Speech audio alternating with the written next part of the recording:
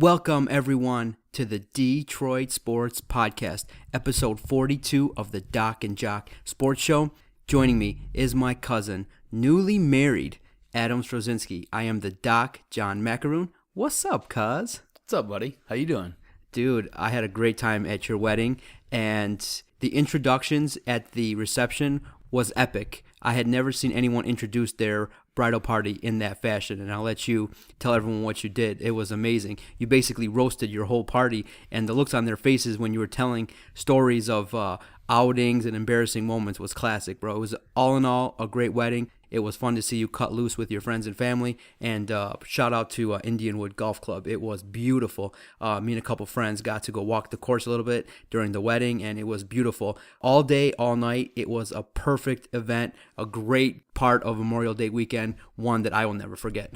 Yeah, it was a good time. Those introductions were supposed to be a little bit harsher. I have a couple buddies who are a little bit different. I have one who likes to send naked pictures to everybody of himself as his greeting card. That's what I got for Christmas. I also have another buddy he's not really a horrible human, but they're just stories that really can't be talked about, especially with certain people in the room, aka his wife, my mom, who else? My sister. I mean, these people can't hear these stories, you know. My dad can and my stepdad can, but nobody else really can.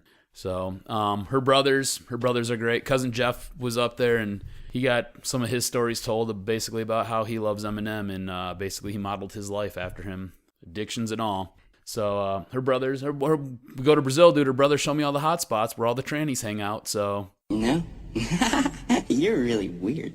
It's a good time, man. Good time for everyone. Good time for all. I had fun. I thought it was great. I know you had fun. I sat there. I seen you. I was like, what the hell are you doing? I seen you walking the course. I was like, what the hell are you doing? Like, what's going on? You're like, I'm just walking the course, man. Dude, the fairways were wide. They were cut. The sun was beating down. It was such a great atmosphere. You had to go walk it, man. It was amazing. It was the perfect time, too, like right around 7:30. So it wasn't too hot. It wasn't too cold. Why waste a perfect opportunity to see a nice world-class golf course? You know, even, like I said, the senior PGA was played there. I didn't get a chance to go out there, but once I knew your wedding was going to be at Indianwood, I definitely was looking forward to a chance to get to at least see it, so it was cool. I played that, what the seniors played on, the senior PGA.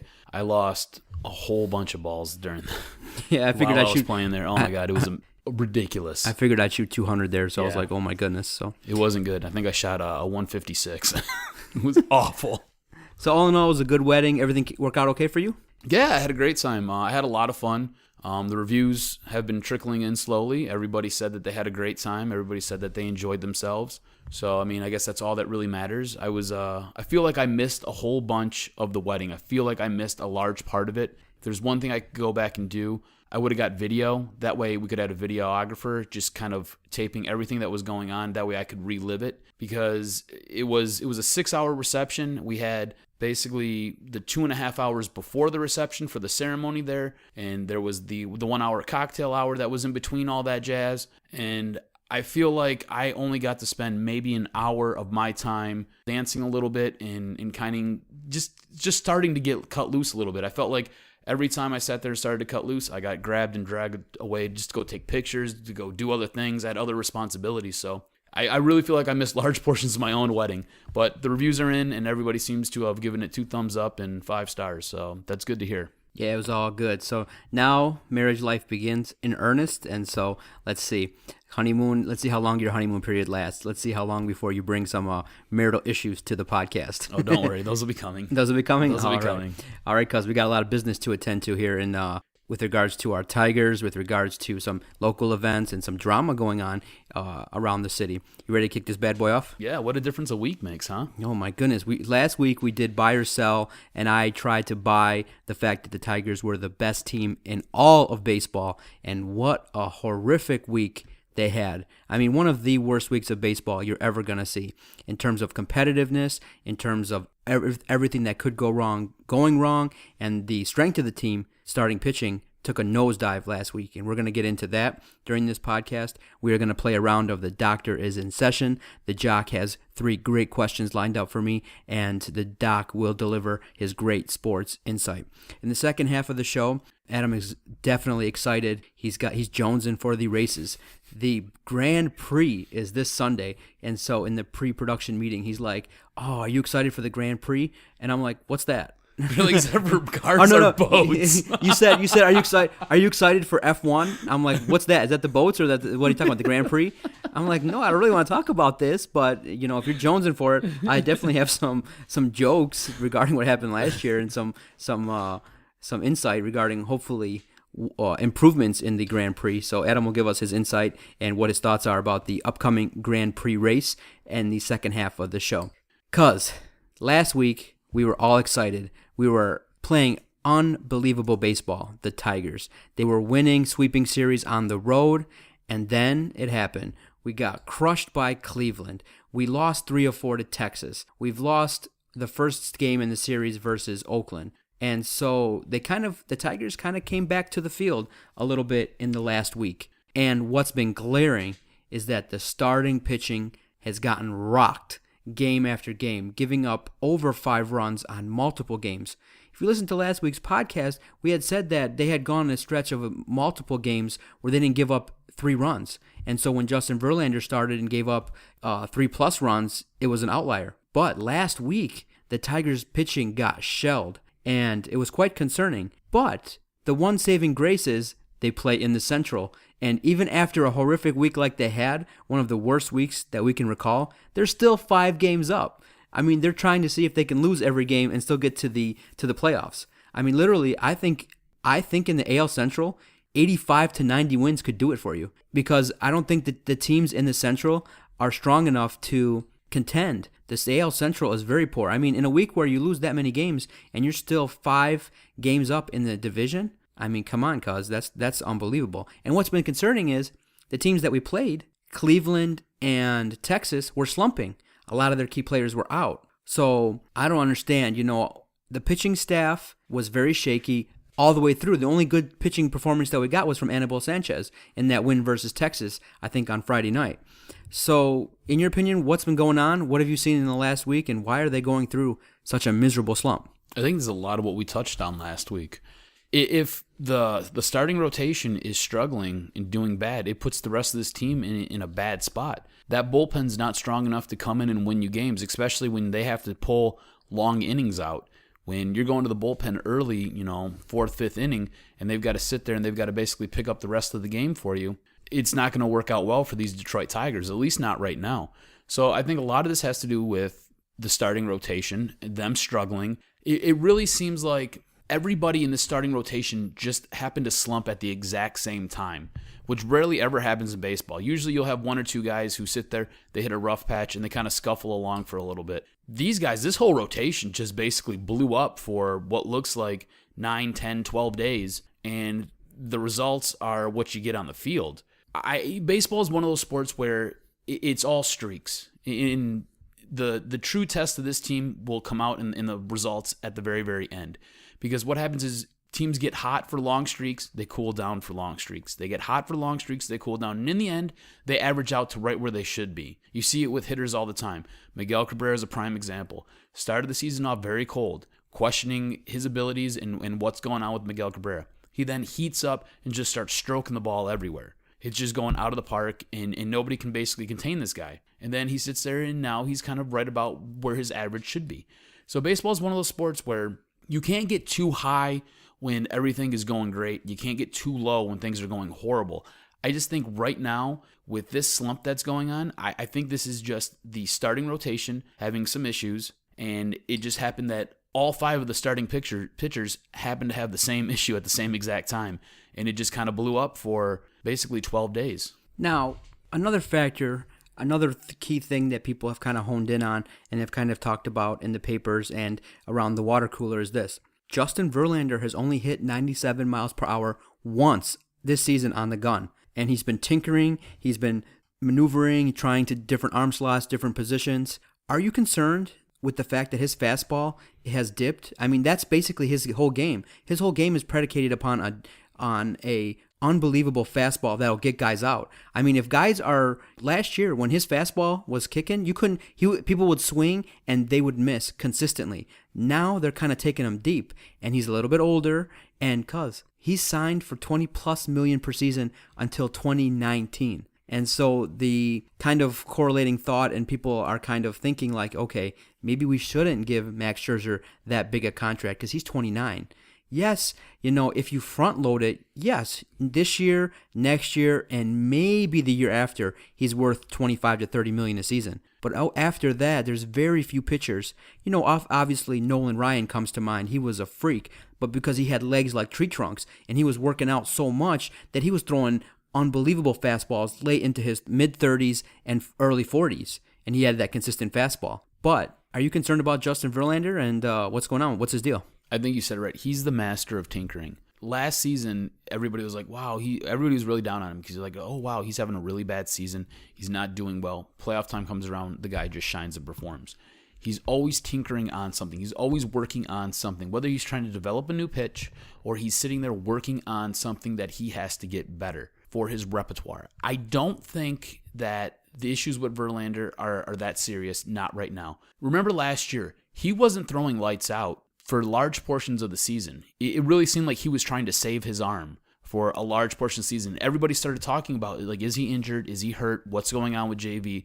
Maybe he has a little bit of elbow tendonitis. Maybe he's got something wrong with his shoulder. And then playoffs rolled around.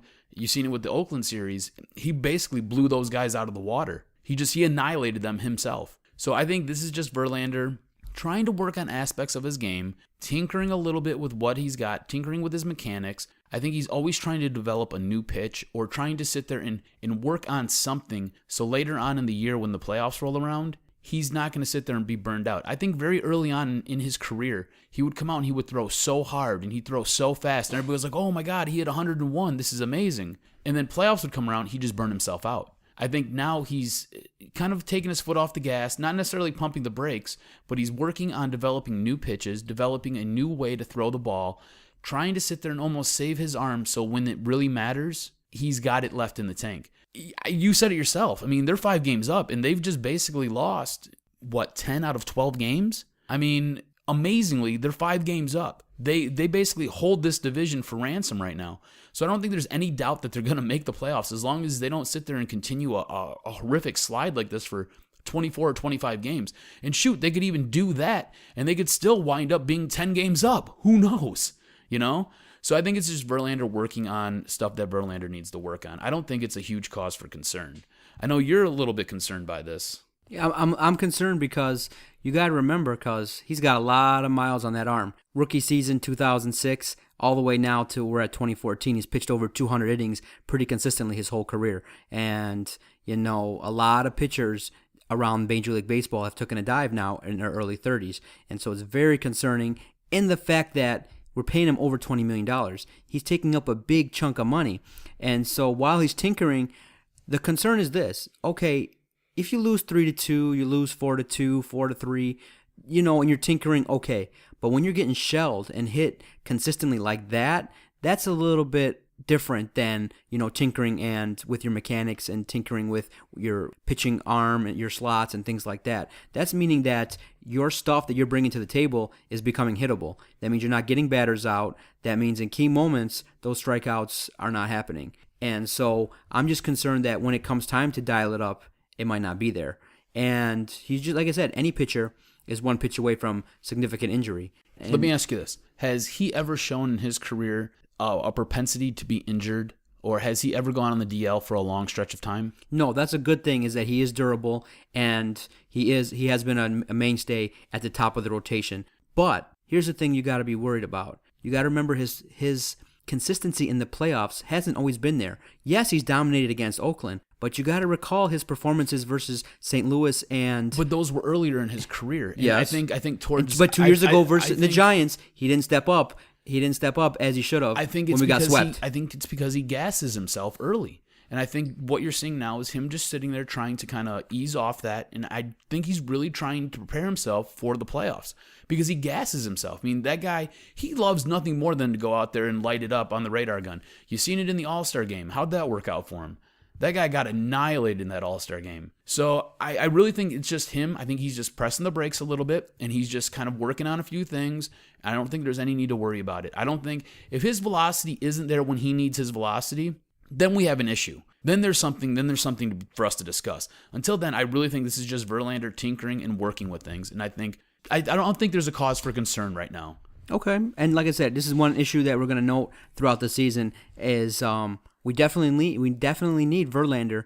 We need Verlander to step it up and be consistent, because if he doesn't and the slump continues, the Tigers are going to have a rough time, like I said, in the playoffs if they get there. Now, cuz we're right in the middle, smack dab in the middle of a series versus Oakland on the road. They won the first game. The Tigers showed grit and won the second game. What do you think it's going to take for the rest of this week in this series versus Oakland to kind of right the ship and play better baseball? I think the starting rotations have to come out and have to perform. I think if the starting rotations come out and they give you 6 or 7 strong innings, I think this lineup, and I think with the question marks in this bullpen, can be overcome, and I think they can win. I think they sit there and they go and they win these next 2 games. But unless the starting rotation comes through, there's going to be a ton of problems for this team, and it's going to go on for the rest of the season. This starting rotation is what lays the foundation for these guys to go out there and to be able to do what it is that they do. And that's why they look so dominant at times, is because that they have the best starting rotation in the majors. I truly believe that. I truly believe they have the best starting rotation in all of baseball right now. I mean, we've talked about it before. You've got Verlander and you've got Scherzer. Those right there are 2 aces. You can put those guys on any other staff. Porcello's having a breakout year. I hate Porcello, but you've got to be in awe of what he's doing. The guy looks amazing right now. Sanchez could be an ace on anybody else's staff as well. And then you got Drew Smyly. And Drew Smyly, I think, looks great coming out of the bullpen, but he fits in real nicely as a starting pitcher. So I really think, head to tails, they've got the best starting rotation in baseball. And as long as this starting rotation is firing on all cylinders, I don't think there's really anybody who can really mess with them. It's just they've got to figure that out right now. Yeah, and as the season goes on, I think we just got to keep the microscope a little bit sharper on Porcello and Smyly. Now, Drew Smyly, I disagree with you a little bit, has been a little bit shaky. He's 2-3, and when he's he looks amazing coming out of the bullpen, though. Yes, and when he's getting shelled, he's given up too many runs, and he's been prone to having difficulty with the control of his pitches. And so he's 2-3. He's, like I said, he's in his first real season starting, and so that's always an adjustment period. But like I said, Rick Porcello is coming into his own. He also, too, struggles sometimes when he has bad performances and then he gives up way too many runs. Because you can have a bad performance but not give up 6 to 8 runs. Bad performance, maybe you give up 4 to 5 runs. Your control is not there, but you still get guys out. All you're asking for is your pitchers give you a chance to win the game. And so now we're in a series versus Oakland, and if you're paying attention to the series, Oakland is driving our pitch counts way up early. I mean, yesterday, Max Scherzer had 50 pitches in the 3rd inning, and that's because Oakland is a team that I think is going to contend in the AL. I think we're going to see them in the playoffs. And so it's important that you watch this series and see what they do. I like what they do. Sonny Gray's curveball matches up there with the best in all of baseball. Now, he's also young too, but... You know what I feel like with Oakland? I feel like Oakland, and I don't want this to get taken the wrong way, especially since you're a Michigan State fan, don't take this the wrong way. I really feel like Oakland's like the Tigers' little brother. Every time they sit there, they'll win a few games, they'll kind of bubble up a little bit, and then Detroit comes playoff time, smacks them back down. Go back, get in your place. And I feel like there's a little bit of danger there because you can only get smacked down so much by your big brother before you sit there and you pop him one good time in the cheek, you know what I'm saying? And you blow his jaw out. And I really feel like what you're saying holds a little bit of weight. Oakland's got a good team. Oakland has great starting pitching. Oakland has a really good bullpen.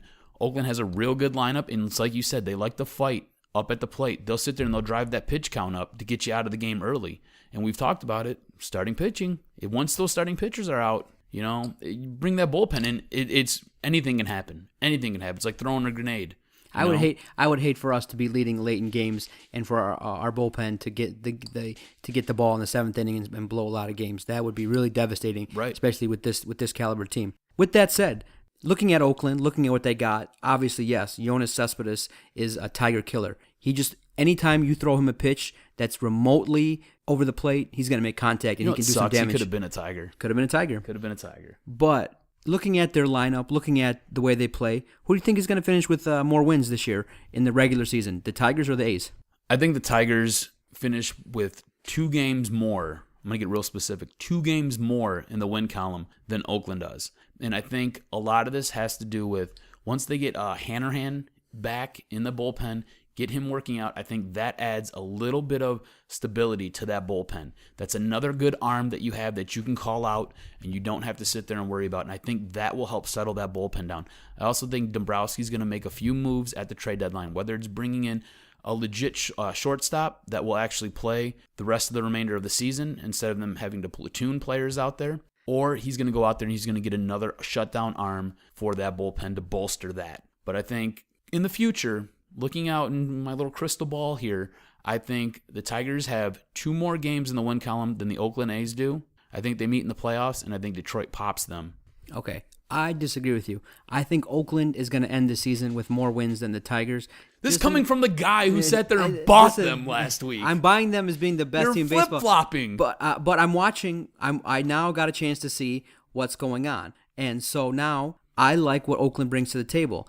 I think that they are hungry. And I think that, like you said, the psychological factors, the motivating factor for them is that they've been close. And I think they're destined to prove that, you know what? The Tigers have over $100 million payroll. The Oakland A's are mired in this Moneyball theory. They believe in winning with, numbers and statistics and building young players, not with superstars. Because most of the time when Oakland's superstars come to become free agents, they get bought out. They get bought by the Yankees or the Tigers or other organizations who have money to spend. So I think that they're hungry, and I think that what's disappointing with Oakland, though, their fans don't go to the games. Nobody shows up. Nobody there. goes to Oakland. I'm really Nobody surprised. They have 30-plus wins already in the 2014 season, and even the Tigers are in town, and there's nobody there. Now, granted, it's in California, and people have stuff to do, but fans out there, you got to take advantage of seeing a great team like Oakland. And so I think that Oakland's going to finish in the 95 to 100 win range, and I think the Tigers are going to finish in the 90 to 95 win range. Not significant. I just think that they're going to, I think this series, I'm hoping for a split. I called for a split in this series.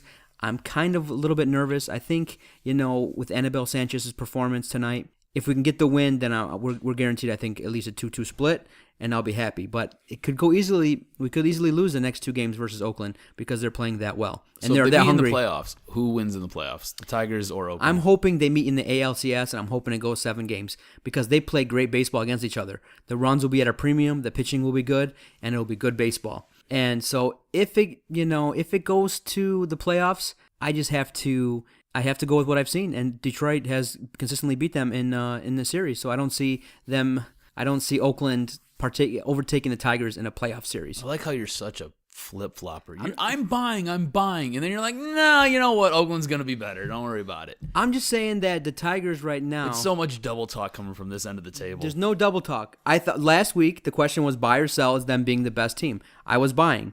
Then they went on a horrific slump, maybe due to the fact that I was buying. So is this overreaction? I was going to say, is the Doc curse working in reverse? Yes, it was a Doc curse because I gave my faith. Remember I said toward the end of the podcast, I said, listen, don't let me down because I'm finally buying in to you being the best team in baseball, and they took a dive. So we shall see, because now the hot seat's on Jeff Jones. If the Tigers pitching staff continues to play like this, then I think Jeff Jones' seat's going to be hot, and I think he might not have a job after the All-Star break. We shall see. Podcast listeners, the Doc's a flip-flopper.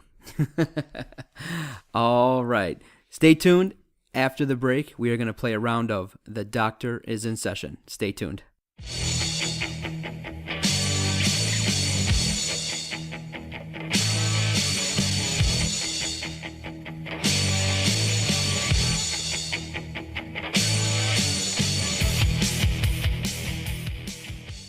All right, everyone, welcome back to the Detroit Sports Podcast. We just want to thank everyone for your continued support and contribution to our website. Our website's www.detroitsportspodcast.com, where you can find all things related to Detroit sports, sports gear, memorabilia, tickets to all events in the area. You can support us many different ways, but the easiest way to support us, if you're on the website and you're going to do some online shopping, click through the Amazon, eBay, Groupon banners, look for the great deals, and they kick us back a little something if you make an online purchase through our website. And we greatly appreciate those who have been making the purchases and those who have been contributing via the PayPal for $1 a month. We greatly appreciate all the support and everyone that's been messaging us on Facebook and Twitter. We greatly appreciate the interaction every single week, and Adam and I wouldn't continue to do this if we didn't continue to have the great support from the fans. So we greatly appreciate it, and thank you very much. Cuz, you ready for another great round of The Doctor is in Session? The real question is, are you ready for another great round of The Doctor's in Session? I'm not sure this week. No, I'm definitely certain. You still hungover from the wedding? I think I've ingested way too much alcohol in these last 4 days.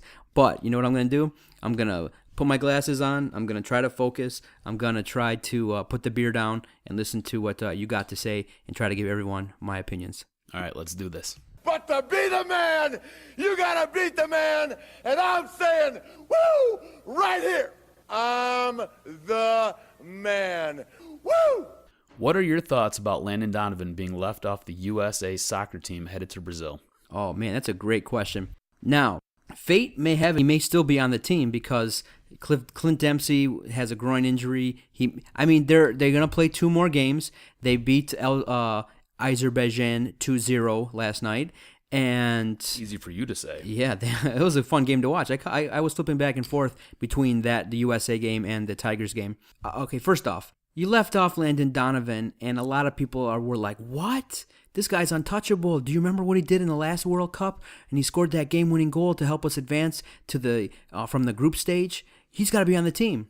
But you got to remember a couple of things, guys. That was 4 long years ago. And Jurgen Klinsmann's job as the U.S. national team head coach is to put together a 23-man roster of the best players in the world. The reason why I think Klinsmann left him off is consistency is very important to him. And he just, over a period of time, when you're 32 years old, you just can't train every single day. And so... Landon Donovan's made some comments that, you know what, his personal goals are lessened nowadays. His goals are more for team goals. And when you say things like that, the national coach has to kind of look at that and say, okay, this guy really, really motivated. And Landon Donovan did something in 2013 that sometimes is concerning. He took a sabbatical. He was burnt out of soccer.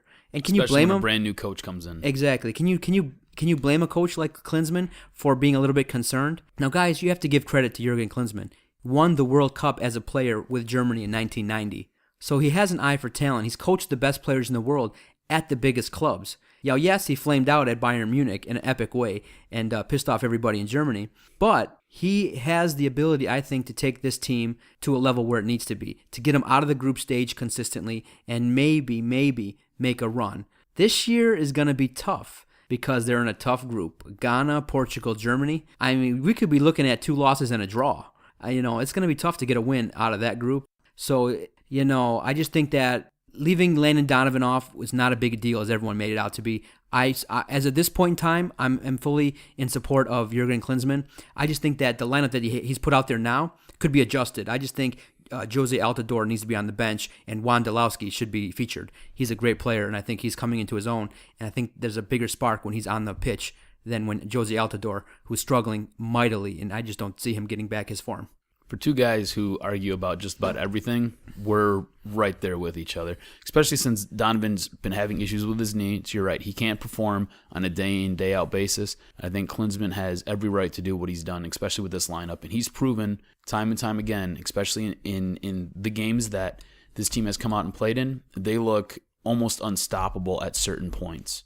So yeah, I think he's right on. And a name for the future, Julian Green. He's a Bayern Munich youth player, and that kid's really good. He chose to play for the States because his parents are German and American. He chose to come play for the United States, and a name for the future. He's only 18 years old. May not play a whole lot in this World Cup, but keep an eye on him when he plays for Bayern Munich. All right, moving on. Andre Johnson is choosing not to attend OTAs. It's rumored he has asked for a trade after openly questioning why he is a part of this team. If you're the Detroit Lions, do you go get him, and what do you give up for him? If you're Doc sitting in my chair, I go get him. Why not? I mean, you obviously have drafted a tight end. You've picked up in free agency Golden Tate. I'd make a phone call, see if he's interested. But load up on offense. Load up. Screw the defense. Andre Johnson, Calvin Johnson, Golden Tate. Load up, man. Just give us the greatest show on turf in Detroit, and we'll go from there. Here's the thing. Andre Johnson is just hasn't been a winner. He hasn't been around winning football in so long. I mean, he's You want gotten. to bring him to the Lions? Yeah, exactly. You realize what you're saying, right? That's what I'm saying. He might be the perfect Lion. You know, he might just come to this dysfunctionality. Exactly. See what you can do here. Yeah, exactly. Try sell tickets here. You know, I make a phone call to see if he's interested. I just think part of me thinks that he's going to end up with the New York Jets. I think that they're making a play for him, and they need a receiver. There's another winning program. Right. In all honesty, I think that the Lions won't make any efforts to try and get him. They may make a slight reach out to him to see if he's interested in any way, but in the end, I just think that they're pretty much now set on offense, and they're looking to kick the season off right. They're looking to hopefully avoid any major injuries in mini camps and OTAs, and I don't think that they're going to be reaching out to Andre Johnson, despite what the fans may want, despite what Doc wants. They haven't, but they haven't listened to us in the past. So common sense says that Andre Johnson won't be a Lion. So what's going to happen? Likely you'll hear a headline on Friday. Be a Lion. He'll be a Lion. So like I said, I'm just trying to keep my hope alive that this team will be competitive and make the playoffs. And so far, right now we're in the middle of the OTAs. The team is now, like I said, together, learning the new schemes and things like that. And I'm just happy where we're at as we speak. All right, staying with football. On Tuesday, Dallas Cowboy linebacker Sean Lee went down with a torn ACL during a drill in OTAs. Are OTAs necessary, and should veterans be exempt from them? OTAs, I think, are necessary. Now, the name was changed. Now they're OTAs, organized team activities. They used to be, mandatory and things like that. Now they're voluntary. So a player doesn't really have to show up for certain organized team activities. But the thinking is this. You want to get together with the guys as much as possible to build that team chemistry, to build that unity that a team needs to play in the toughest sport, I think, NFL football. Now, OTAs are supposed to be non-contact. So the injury to Sean Lee was devastating in that, sometimes plays occur where guys are trying to prove themselves, and I believe the Cowboys' first-round pick got a little overzealous and caused the injury. But in Sean Lee's specific case, he's injury prone. He's had a blown out knee since college. And whenever you have a guy who has a torn ACL, not everybody's going to be like Adrian Peterson and has a great recovery. Sometimes you overcompensate on the other leg and it weakens the rest of your body. So just because we see one player have a reaction and a recovery like Adrian Peterson doesn't really mean that everyone's going to have recovery like that. And so for Sean Lee, his situation is unfortunate. His importance to that defense was evident in that, he was considered one of their top 2 defenders. And that's the reason why they just kind of let DeMarcus Ware go. But OTAs, in my opinion, are necessary. They're very important. And as much team building activities as you can have, then you need it. Because like I said, they've already reduced the number of practices you have with pads with all the concussion and all the health-related scares that the league is worried about now. So pretty soon you might not be able to practice until maybe 1 week of camp, and that's it. I don't like that. I like the guys to play in pads. I like the guys to work, and the fittest survive. But in this day and age, you definitely have to be mindful of the player's health. And so where we're at now, let's try to keep it like that. No, don't limit any more practices, and don't limit any more OTAs. Just keep it as is. Status quo. You want a bonus question? Sure. What do you got? What are you thinking about? If you were in 50 Cent, how embarrassed would you be of your first pitch at Tuesday night's Mets game? Did you see this? I did. It was a debacle. And already, that's why I love Twitter and I love sports fans. Today on Twitter, someone sent me a message, and a company in Detroit has a shirt that said, I'd rather have 50 Cent than Phil Koch.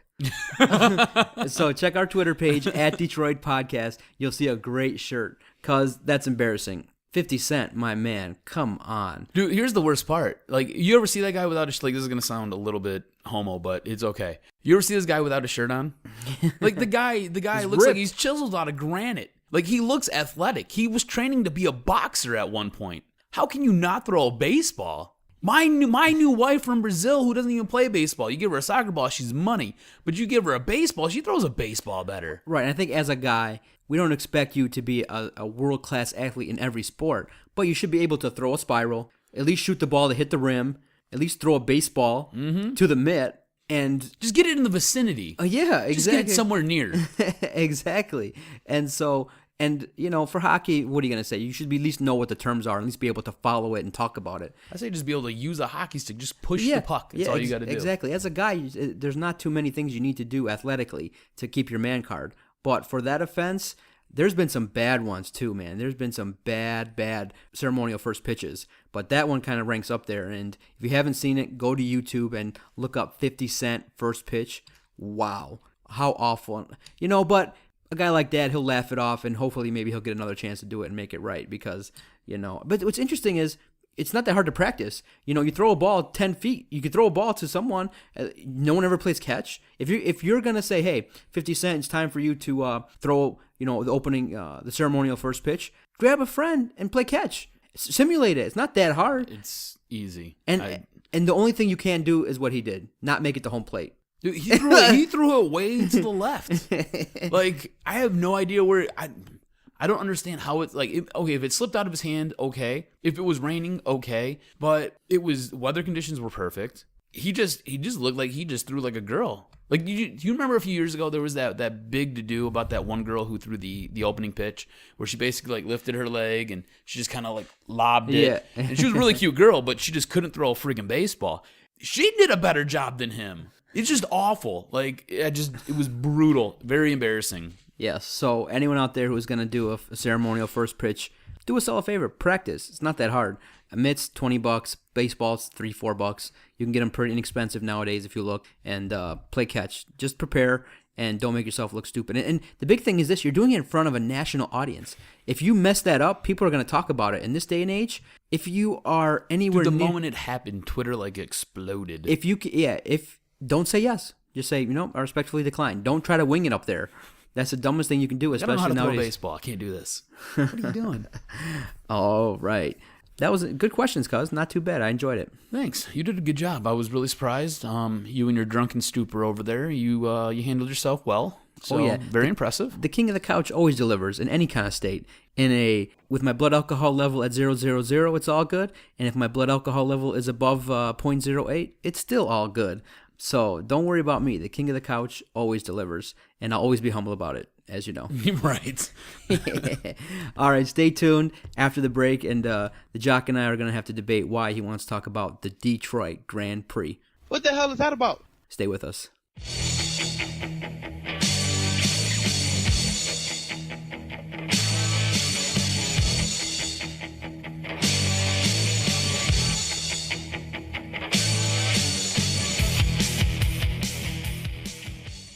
All right, cuz. So this afternoon, we're preparing for the show, kind of bantering back and forth as to what we're going to talk about. And, for me, I just want to talk about the Lions and get into the groove of football and kind of just talk, not really football-related stuff. I just want to talk about, I seen an article on the Detroit News that said, which teams would you like to see on the show Hard Knocks? And I was like, oh, that's a great idea. We could talk about that, why the Lions never are on it, who we want to see on it. And you come back with...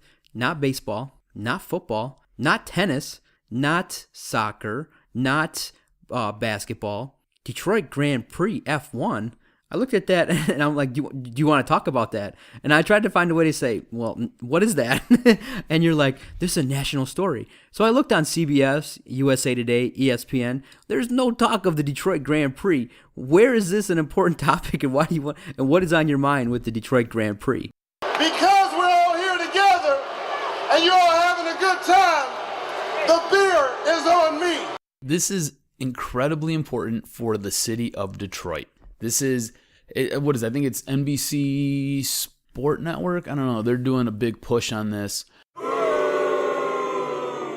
But this is a huge event for the city. This is a huge event for the city. And that's where I wanted to go with this. That's the direction I wanted to take this. Because I don't think either one of us really know our heads from our asses when it comes to F1. All right? Like, I enjoy racing for the most part. I'm not a huge NASCAR guy. I prefer F1 racing. I like the open wheel racing. That's what this is. I'm just not huge into it, all right? But I think this is an important event for the city. This is a big 2-day event that's going to take place this weekend. And I really feel like this is a big deal for the city. A few years ago, they took this away from the city, or they were discussing taking it away from the city, and everybody had this giant outcry about it. And I really feel like this is a big event for the city. I mean, this is the place where the Brazilian Ayrton Senna won 3 or 4 Grand Prix championships here. I mean, just in history of F1 racing, this is a huge event here. So I just feel like the history that goes on with it, the event itself for the city, I just feel like it's a big deal, and I feel like we should maybe talk about it a little bit. Okay, first and foremost, how many Grand Prix have you ever attended? 1. Okay, tell us a little bit about it. What was it like? I was very small. You were a tiny kid. You don't remember? I was a little kid. I just remember the cars whipping around very fast, and I remember like the chain link fence, and I remember just seeing like the tires, like when they would crash into stuff, the tires would be there to save them. That's all I really remembered about it. Have you ever gone to MIS or any of the NASCAR races out here? Because No. listen, I do acknowledge that there's a big racing community out there in the Metro Detroit area, and they definitely go out to MIS to see the NASCAR races and the Detroit Grand Prix. Yes, those are the 2 races. But let's just talk for a second about the national embarrassment that happened. Okay, Roger Penske, who his name is all over racing, is all over Detroit as a respected businessman. He is, obviously a significant chair, or he's got a significant and prominent role in the Detroit Grand Prix. Well, because what you had happening was the track was coming up. The track of the Detroit Grand Prix on Belle Isle. It was so symbolic of the situation. And pundits out there, national media, had a field day with us. Oh, the roads of Detroit are so awful. I mean, you had to stop and start the race. The track was not in a suitable shape for the racers. And the lasting image that I have of the Detroit Grand Prix was the embarrassment of watching on SportsCenter the not top 10 with the track falling apart. I don't know, I've never been taken out of the race by the track before, and it's a tough situation, man. I mean, we saw it start to break up about lap 5. There were debris flags out in turn 5 and turn 9, and the lap before the crash, I'd actually been hit by a piece that Graham Rahal kicked up in turn 9, and I've been rating with the guys, make sure the wing's all right, because I just hit a big piece of racetrack. And out in turn 6, there was a huge piece of this tar that had come up, and they just sort of let it sit there. So I guess there was nothing they could do. I'm not trying to throw the series under the bus, but ultimately we were playing Russian roulette there, and I bit the bullet because I went through, it ripped up a new piece that had a giant chunk of concrete attached to it, folded under the car, lifted the front wheels up in the air, and I was along for the ride. So, we wrecked a race car. We're going to finish last. It's a tough points day for something that shouldn't happen. This is not the kind of thing we should have to worry about when we come to a racetrack. So I'm just, I'm pretty upset. You remember that? And what do you mean the giant pothole that opened up? I mean, just like Michigan roads, what's it really matter? It's just like Michigan roads. Yeah, and so do you think that the track, have you been following, is the track going to be in good shape so that if I go out there, if I put some money into the city, am I going to be able to watch the race?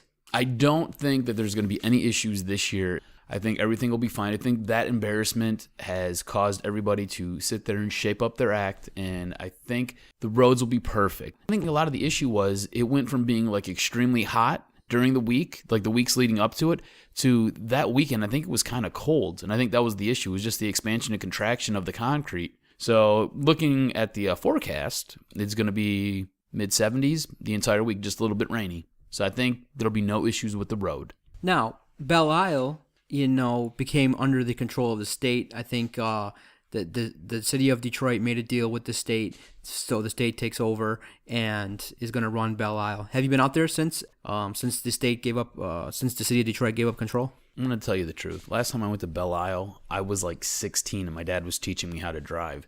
I almost hit a deer because he started screaming at me about the gas pedal and the brake, and I looked at him and I was like, I'm done. I don't want to do this anymore. No, I have not been out to Belle Isle, but I'm looking online right now as we speak, looking online, and it looks like they've done a really admirable job cleaning this whole thing up, making this place look nice. This race looks like it's going to be a lot of fun. So what are the details? Do you know the details? When does it take place, and how you can get down there and things like that? Sure. I'm not going to give you the how you can get down there. I mean, you just basically drive or Google Map it. I'll tell you like I tell my dad when he calls me up for directions. But as far as the event goes, pull up the full schedule here, and yeah, you said it's a 2-day event. 2-day event. So there's under races or lower races going on this weekend. So Saturday, all right. So Saturday from 3:30 to 6 is the Chevrolet Indy Duel in Detroit, presented by Quicken Loans. It's basically a 70-lap race, and after that on Sunday, That's the big deal on Saturday. There's all this stuff that goes on beforehand starting at 6 a.m. Well, let's talk that about leads up to the race. Let's talk about the most important thing that I need to know about. What's is that? how much change would have to come out of my pocket to go downtown. Get there? Yeah, you got go to this event? You got any comps? You got any free tickets you can hook me up with? I don't have any comps, but I'm gonna get you some ticket prices, and it's a very affordable event. No, cuz I'm looking for a hookup. You're looking for a hookup. you want single day or you want multi day? Oh, We're gonna go multi day. You're gonna do this whole thing. You're gonna do it right. That's the only way to do these things. If you want to sit in the grandstands, you're looking at about $175 for basically a 3-day super ticket. All right. Otherwise, you can get tickets as low for 2-day general admission as low as $65. That's not too bad. No, for 2 days, not bad at all. That's not bad. Actually, I found them even lower. You can get tickets for as low as $45 for 2 days.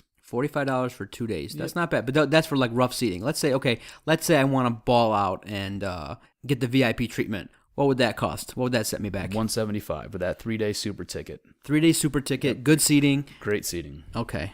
If you have a kid, it'd be about $130. That's not bad. So yeah, it's not bad. I really feel like this is a big important event to the city. I know that it's auto racing. It doesn't really register on basically anybody's map unless you're a huge NASCAR fan.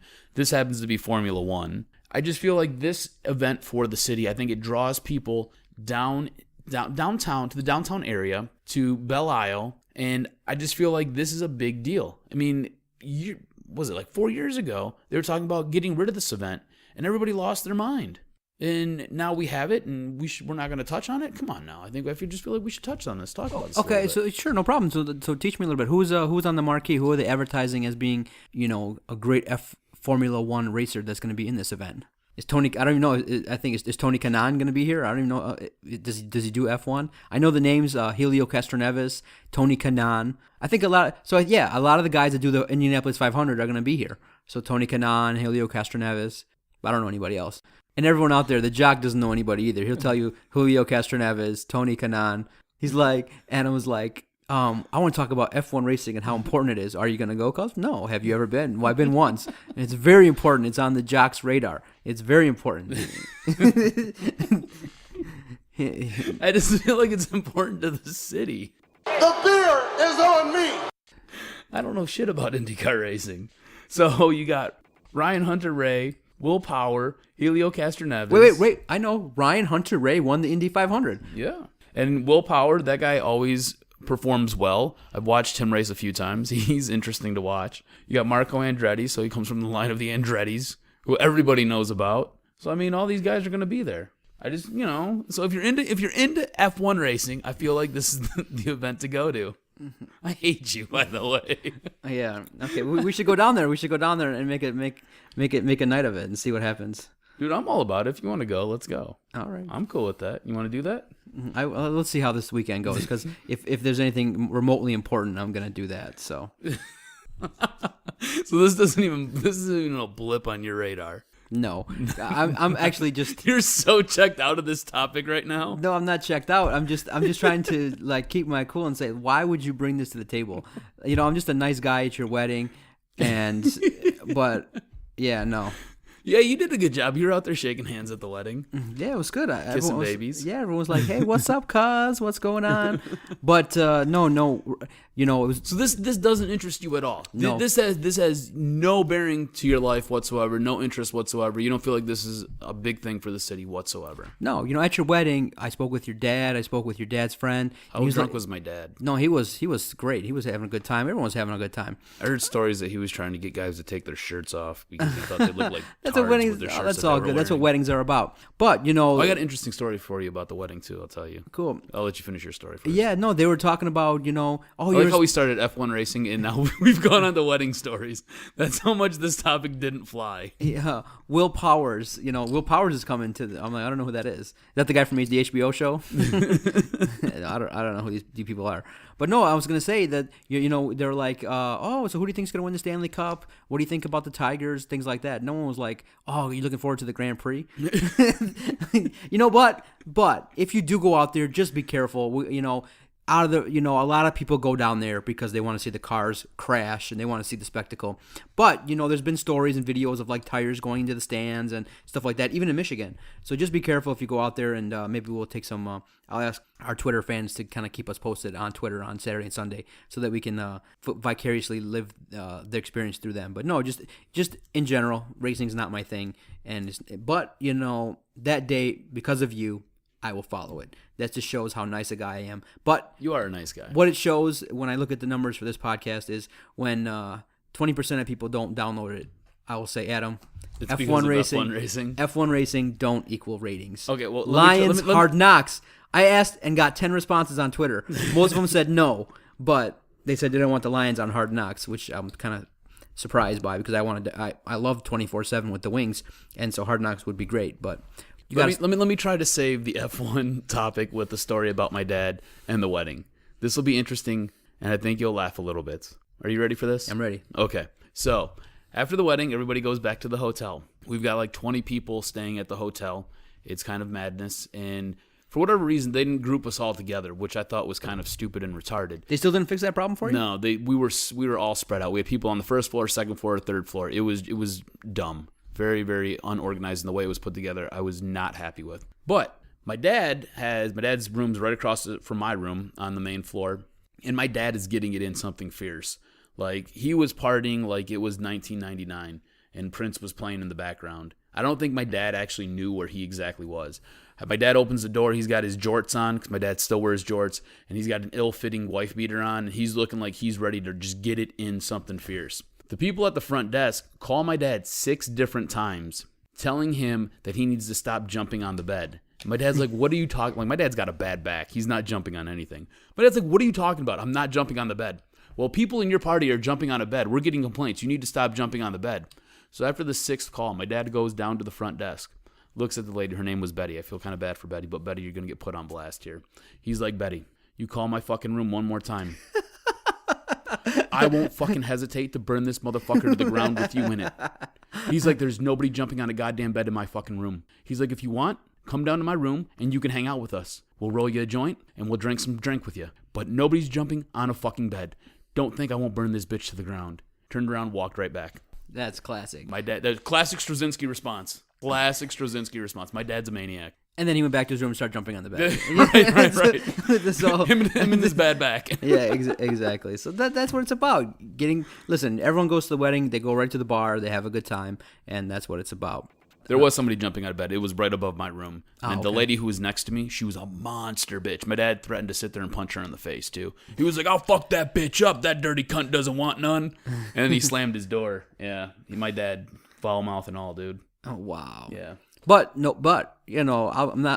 gonna be honest with you. The attraction was anybody gonna throw down at your wedding?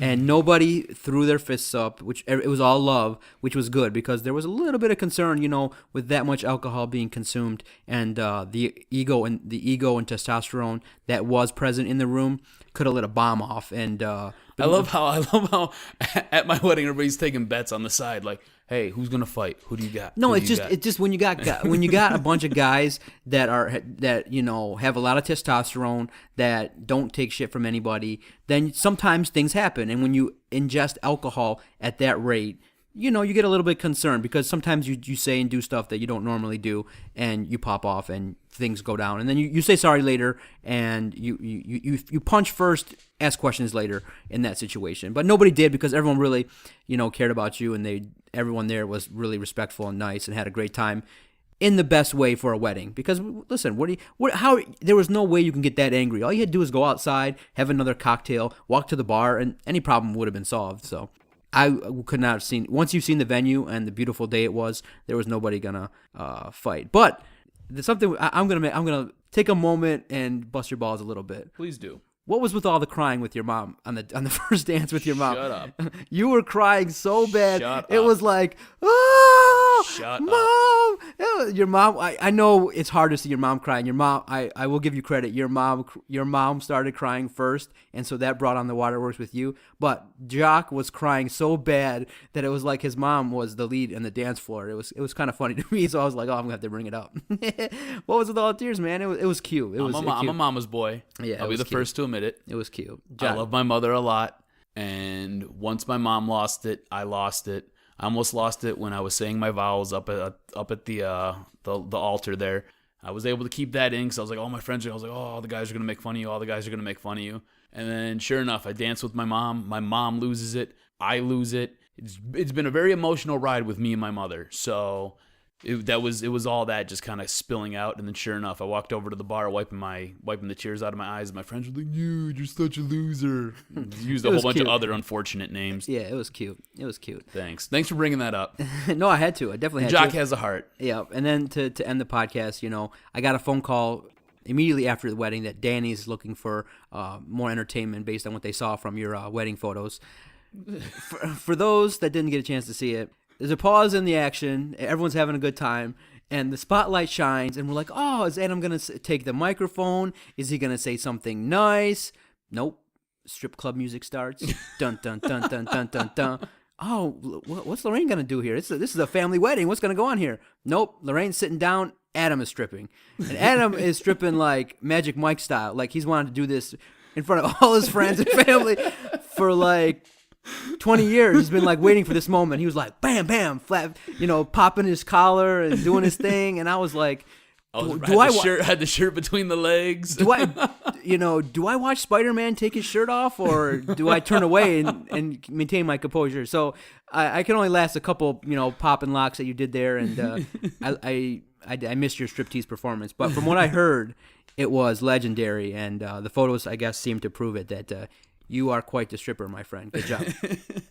You should maybe tweet some of those out. I'll let you do that if you want. I was going to ask permission. I have one, not with you stripping, I have one with you ripping your shirt off and revealing the badass Spider-Man shirt. Yes, I was Spider-Man at my wedding. So that was cool. I like how this whole segment's become wedding talk. Our listeners are going to hate us. No, it's cool. They get insight into the Jock and your proclivities when you drink a lot of alcohol, so it's all fun. That's why I do this podcast with you. I had the Drunk Avengers at the wedding. I was Spider-Man. I had Captain America there. I had Wolverine. I had the fattest Thor you've ever seen in your entire life. I had the Incredible Hulk, and I had Iron Man. So it was a good time. No, it's all good, cuz that's why I do this podcast with you, because it's all laughs, it's all fun, and I enjoyed your wedding. It was a good time. I'm glad you had fun. Yeah. So another great podcast, another great episode of the Detroit Sports Podcast. Onward and upward. Hopefully the Tigers turn it around. Hopefully we have a great week of baseball, and hopefully Calvin Johnson and his home life improves this over the next week, and no more drama at his household. Don't take the girlfriend to the baby mama's house, bro. That's how it goes. That's what you don't do. All right, cuz. For the Jock, Adam Strozinski, I am the Doc, John Macaroon. This has been the Detroit Sports Podcast. Download away at iTunes. We appreciate it very much. Thank you. Please, Tigers, figure it out. Like, this is going to sound a little bit homo, but it's okay. Will you do it in the ass? Show me the money. I don't know shit about IndyCar racing. It was like, oh, shut Mom! up. They have been called a dirty ball club, and I can see why.